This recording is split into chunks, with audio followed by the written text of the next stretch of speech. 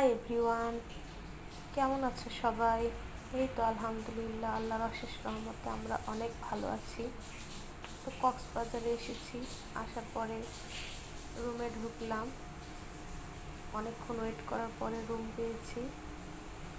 দেন রুমে এসে ভাবলাম যে একটু ভিডিও করে রাখি, তোমাদের সাথে শেয়ার করা হবে।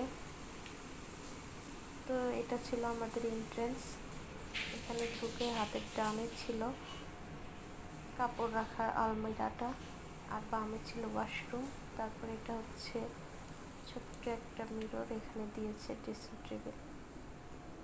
এই তো এই পাশে দেখা যাচ্ছে সব কিছুই আছে। আসলে হোটেল রুমে সব কিছুই দিয়ে দেয় ওনারা, যাতে করে কোনো অসুবিধা না হয়। তো আমাদের রুম থেকে সুন্দর সি বিচটা দেখা যাচ্ছিল, ভিউটা সুন্দর ছিল। যাক আলহামদুলিল্লাহ, আল্লাহর কাছে সব কিছুর জন্য শুকরিয়া। অনেক কষ্ট করে জার্নি করে ঢাকা থেকে এসেছি। এটা অবশ্য আমার কক্সবাজারে সেকেন্ড টাইম আসা। আমি জার্নি করতে পারি না, খুব কষ্ট হয়, অনেক টায়ার্ড হয়ে গিয়েছি।